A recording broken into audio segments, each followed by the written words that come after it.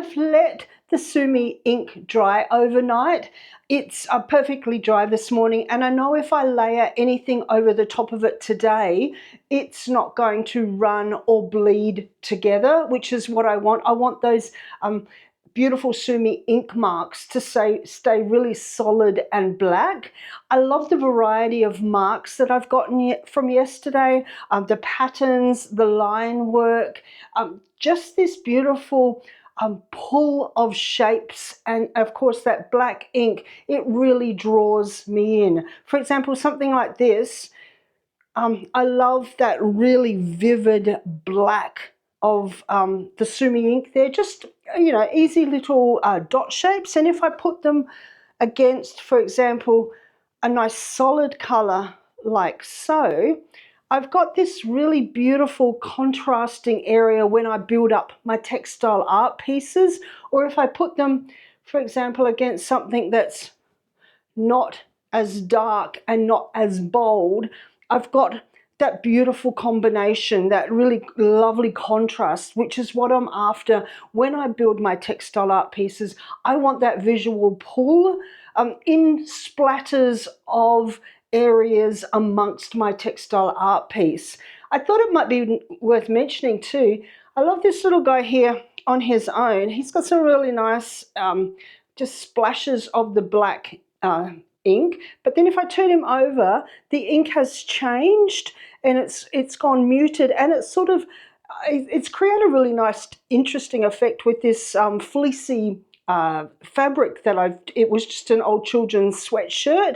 So it's interesting to flip your fabric over and have a look at what type of marks were made on the other side of the fabric. What I will do now is I will have a look at all of the pieces. I want to do a wash of green acrylic ink over some of the Sumi black ink marks. I know that, for example, the darker green, the material won't show up the acrylic ink as much as some of the lighter different pieces of fabric. So I'll put that dark piece of fabric aside for maybe using on my thicker acrylic paints. Might do really well with that dark color, or I could just leave it with the Sumi ink on. But what I will do, I'll have a look at all the pieces. I want to keep some of the fabric with just Sumi ink marks on. I want to keep some of the fabric with Sumi, and then I'm going to overlay it with a wash of acrylic ink just to create a lovely visual effect. And then I want to just use the acrylic ink on some fabric without any Sumi ink, because I can either use that fabric alone and with acrylic ink on it, or I can then overlay that with some acrylic paint. So I'm going to roughly split it all in half, keep some aside for paint or just for the Sumi ink marks, and the rest I'm going to use some acrylic ink over the top of it. So I'm just using Liquid-X acrylic ink straight into a bowl. I just want to add some lovely splashes of a limey green onto the fabric. Just, of course, staying within my color theme. I'm using it straight from the bottle at the moment. If I find that it's a little too dark, I've got a little container of water that I will just simply pour some in, dilute it, have a test again to see what the darkness of this green is and whether I need to dilute it any further.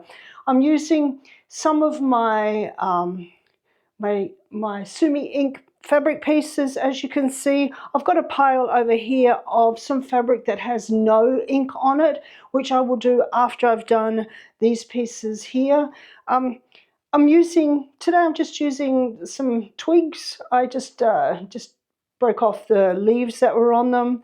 The same paintbrush as yesterday. I really like the marks that this paintbrush makes, and then a bigger paintbrush, just a hardware store paintbrush. I want to get some thicker areas of green as well as those beautiful small marks.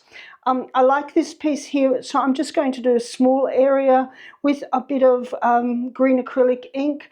And I also want to see what happens on the back once the ink has dried, this green ink. I want to see how it transfers onto the back of the fabric. I'm finding that really interesting as well. It's a more muted effect that I'm really liking.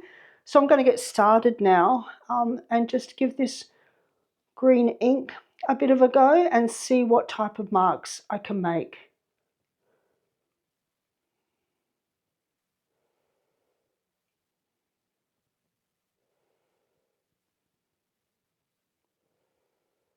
As you see, when you lay it over the Sumi doesn't budge, and you can see that black come through as well, especially more noticeable once the acrylic ink dries.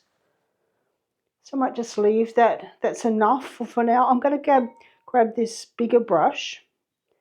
I want to just do an area. So I might grab my container of water over here, just give it a bit of a dip and see if I can spread that a little bit easier. Yep, beautiful. So I just want to do just an area of green. I want to see what it looks like once it dries. And I'll just leave that as is. I'm also curious to see what it looks like on the back of the fabric as well. This brush is really good in giving those really thick, bold lines that I like. So I'm just going to do another one here. Grab it, some water, and just drag the water down. I'm also getting that tone as well, which is nice, that tone of green from dark to light as I'm adding some water. Maybe some little splashes, like so. I'm just going to move him over a little bit. I'm going to turn him over here, and I want to use this twigs. I want to do just some organic circle marks around the more solid black ones, just as a bit of a contrast between thick lines and not so thick lines. Just move this out the way. I'll even tip him over and see what he's like here. Keeping it really loose, that's better. Really organic.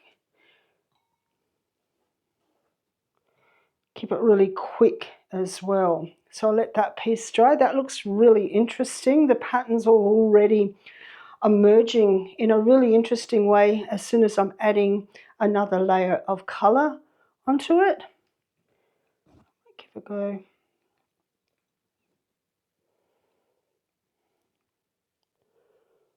Just to brush around a bit.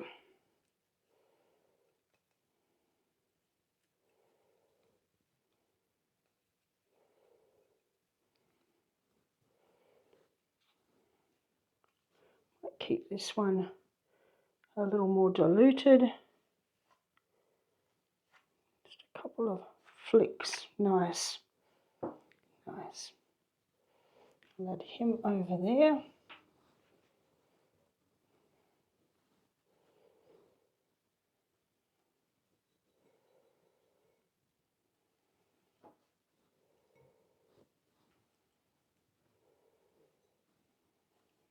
You might even like to close your eyes a little when you're making the marks too, to see what type of organic shapes you can make by not looking at the fabric as well. Add a bit more.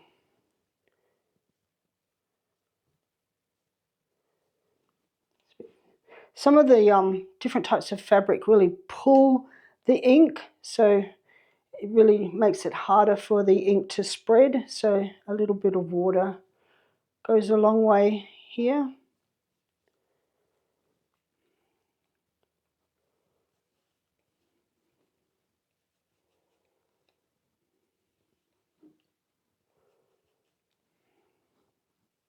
think what it's really important as well is don't judge your marks too much at this stage, because if you're looking at the end result of overlaying them with different types of mediums, I could be adding acrylic paint onto this.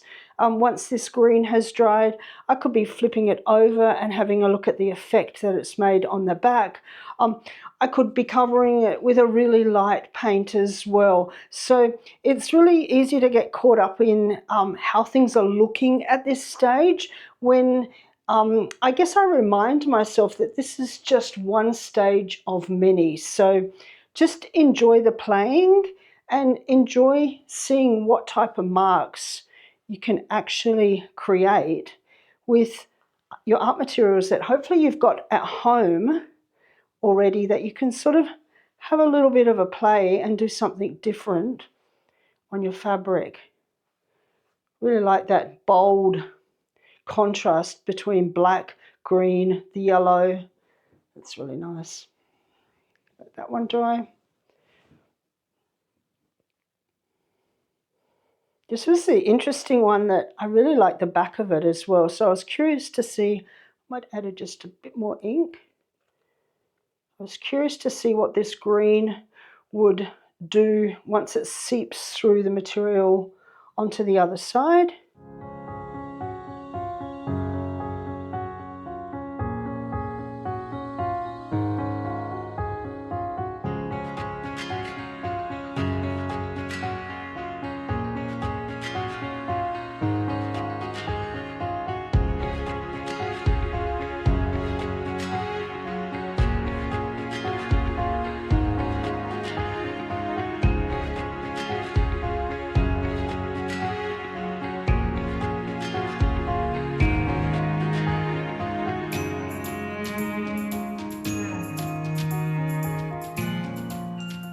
Okay, so then I've got one more piece left, and then I will just continue on in the same manner with the rest of the pile of material, these other fabric pieces that don't have any Sumi ink on them, just creating some more patterns, some more marks. Once they're dry, I'll be looking at putting the acrylic paint over the top of them.